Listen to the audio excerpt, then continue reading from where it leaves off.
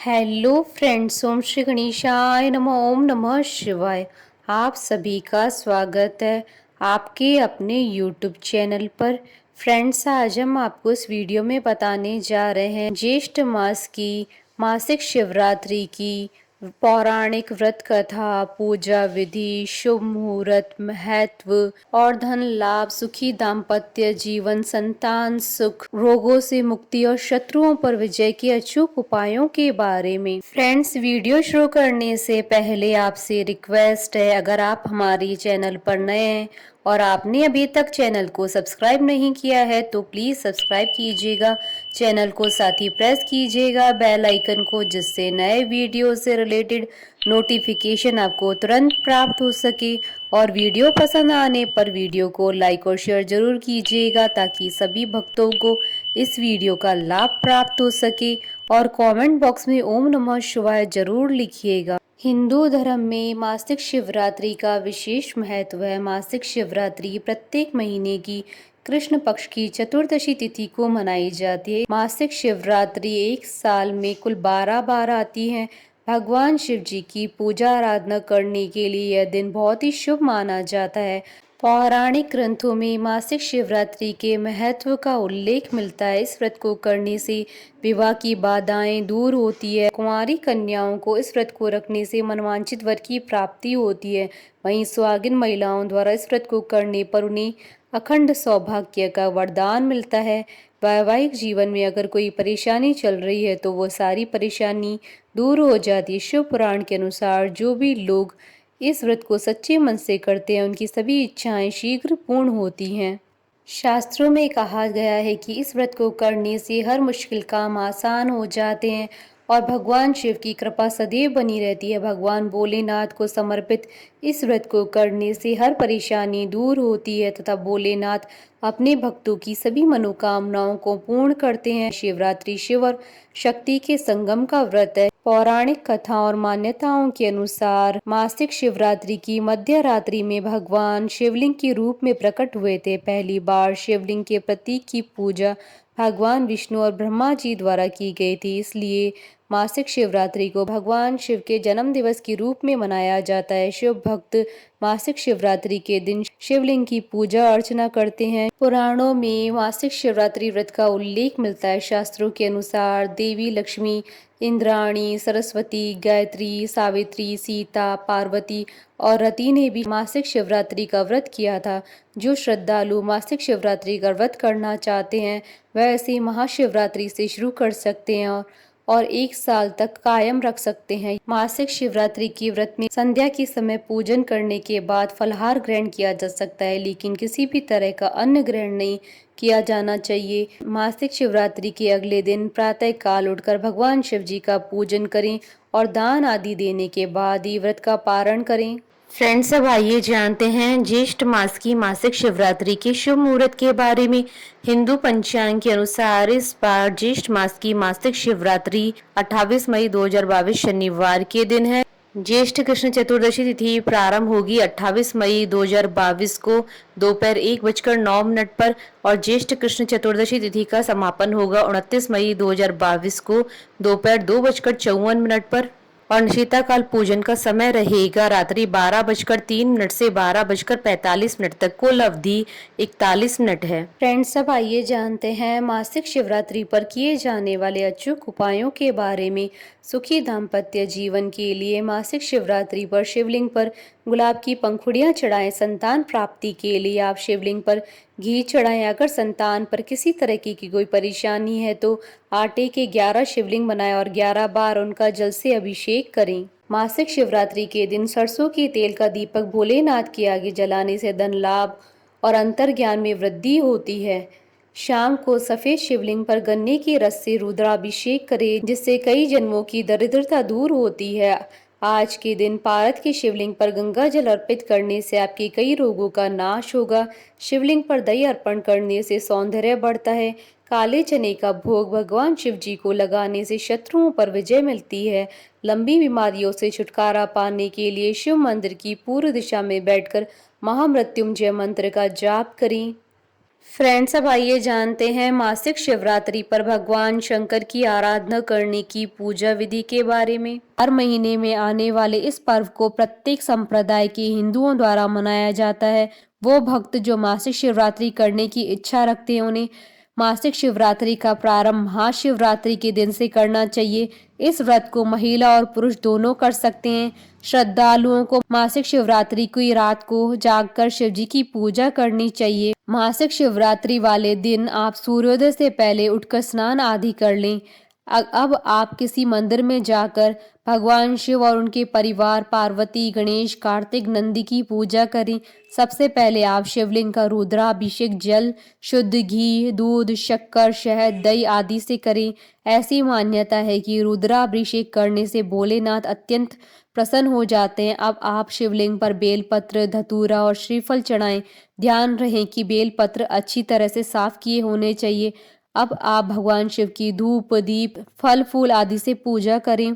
शिव पूजा करते समय आप शिव पुराण, शिव स्तुति, शिव अष्टक, शिव चालीसा और शिव श्लोक का पाठ करें। संध्या के समय आप फलाहार कर सकते हैं। उपासक को अन्न ग्रहण नहीं करना चाहिए। अगले दिन भगवान शिव की पूजा करें और दान आदि करने के बाद ही उपवास खोलें। इस बात का ध्यान रखें कि व्रत और उसका उद्यापन विधिवत तरीके से किया जाना चाहिए। शिवरात्रि के पूजन का समय मध्य रात्रि का समय होता है। भगवान शिव की पूजा रात को 12 बजे के बाद करें और पूजा के समय श्री हनुमान चालीसा का पाठ भी करें। ऐसा करने से उपासक की आर्थिक परेशानियां दूर होती हैं।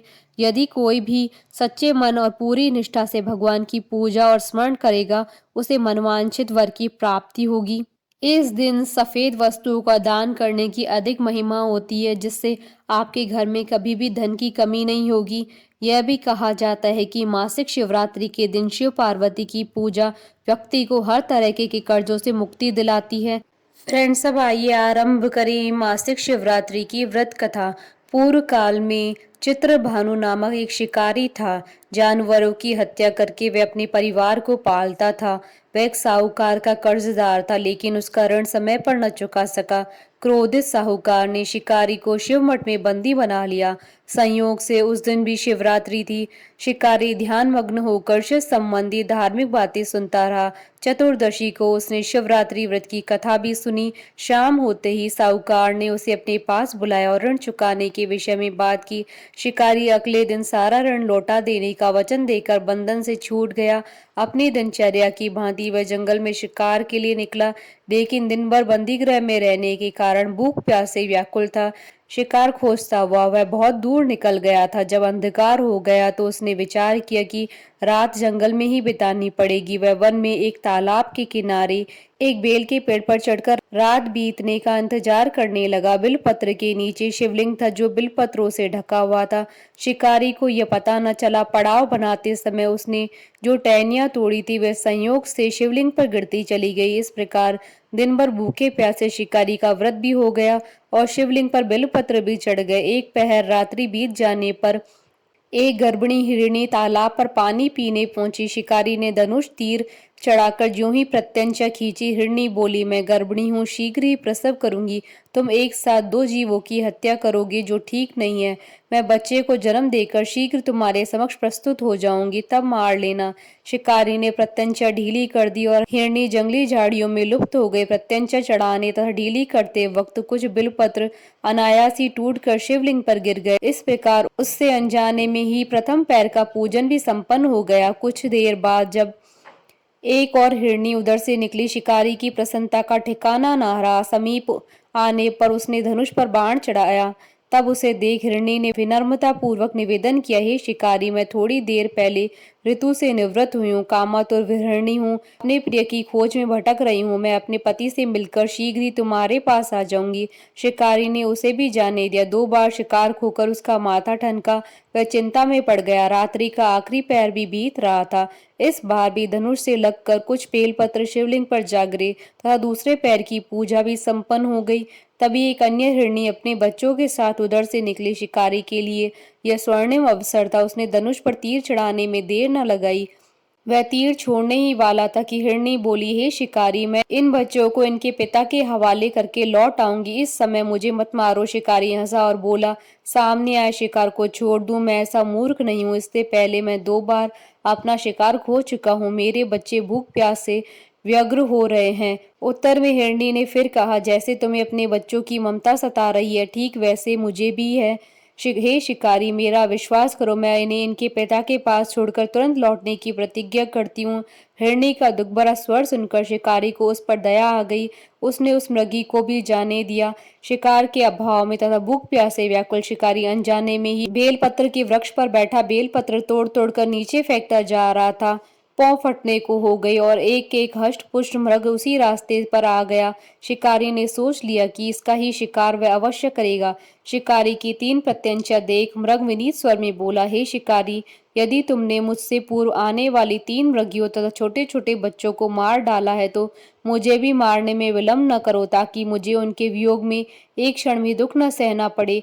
मैं उन हिरनियों का पति हूँ, यदि तुमने उन्हें जीवन दान दिया है तो मुझे भी कुछ क्षण का जीवन देने की कृपा करो। मैं उनसे मिलकर तुम्हारे समक्ष उपस्थित हो जाऊंगा। मृग की बात सुनते ही शिकारी के सामने पूरी रात का घटनाक्रम घूम गया। उसने सारी कथा मृग को सुना दी। तब मृग ने कहा, मेरी तीनों पत्नियां जिस प्रकार प्रतिज्ञाबद्ध होकर गई हैं, मेरी मृत्यु से अपने धर्म का पालन नहीं कर पाएंगी। अतः जैसे तुमने उन्हें विश्वास पात्र मानकर छोड़ा, वैसे ही मुझे भी जाने दो। मैं उन सबके साथ तुम्हारे सामने शीघ्र उपस्थित होता हूँ। शिकारी ने उसे जाने दिया। इस प्रकार सुबह हो गई। उपवास, रात्रि जागरण तथा शिवलिंग पर बेलपत्र चढ़ाने से अनजाने में ही शिवरात्रि की पूजा पूर्ण हो गई। पर अनजाने में ही की हुई पूजन का परिणाम उसे तत्काल मिला। शिकारी का हिंसक हृदय निर्मल हो गया, उसमें भगवत शक्ति का वास हो गया। थोड़ी देर बाद वह मृग सपरिवार शिकारी के समक्ष उपस्थित हो गया, ताकि वह उनका शिकार कर सके। किंतु जंगली पशुओं की ऐसी सत्यता और सात्विकता और सामूहिक प्रेम भावना देखकर शिकारी को बड़ी ग्लानि हुई। उसने मृग परिवार को जीवन दान दे दिया। अनजाने में शिवरात्रि व्रत का पालन करने पर भी शिकारी को मोक्ष की प्राप्ति हुई। जब मृत्यु काल में यमदूत उसके जीव को लेने आए तो शिवगणों ने उन्हें वापस भेज दिया और शिकारी को शिवलोक ले गए। शिवजी की कृपा से ही अपने इस जन्म में राजा चित्रभानु अपने पिछले जन्म को याद रख पाए तथा मासिक शिवरात्रि के महत्व को जानकर अगले जन्म में भी पालन कर पाए। बोलिए भगवान शंकर की जय। हमारे साथ इस वीडियो में अंत तक बने रहने के लिए आपका धन्यवाद। ओम श्री गणेशाय नमः। ओम नमः शिवाय।